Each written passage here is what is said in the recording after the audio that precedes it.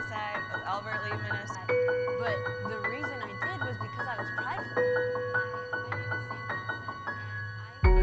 Such a great opportunity with very moment that very goes on. I just kind of went with what a lot of As he says that he loves us.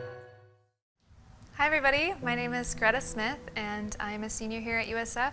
I have a triple major in media studies, in English, and arts, and I want to talk to you about something that I really wish people had told me when I was a lot younger, when I was in youth group growing up, when I was at my home church. I wish that people had told me that it's possible to actually fall in love with Jesus, and it's not just this every Sunday morning you go and you listen and you might get a little tired and maybe you feel on the mountaintop at a church camp or something like that, but it actually is possible to fall in love with Jesus. And it's something I only really realized once I came to school here. And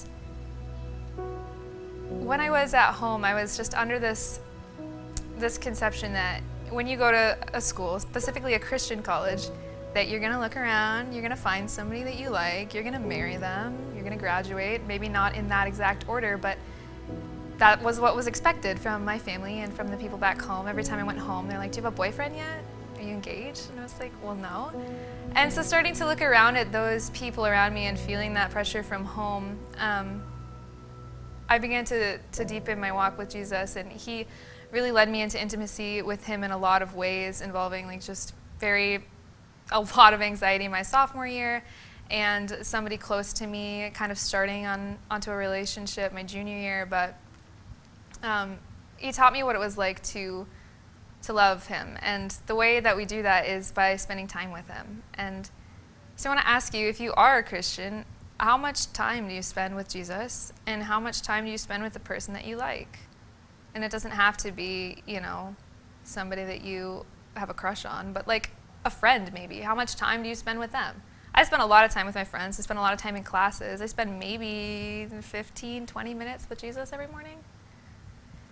But when we do spend time with him, something that I've noticed is that the time is always rewarded. And I could go a few hours in the Word, or just like sitting and listening to music and stretching and praying and being with him. And when I decided to start going about my day or whatever it was not like I had lost 2 or 3 hours, because you never feel that way after you've hung out with a friend or someone you love.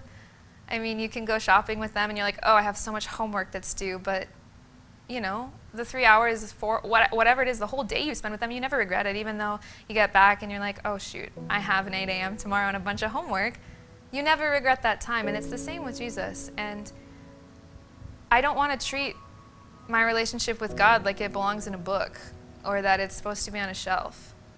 I want it to be just this ever-living and ever-growing presence that I feel in contact with. I mean, I can't physically hug him, no, but I feel as if there's just a presence that he has and that we share because of the time that I spend with him. So anyway, that's something I've learned while I've been here, and I want to encourage you to take that time and go beyond reading the psalm or reading the passage. What does it feel like to sit there for an hour? Have you ever done that? And it's not something you do every day. At least for me, it's not. I still have mornings that I just completely ignore God. That's very true.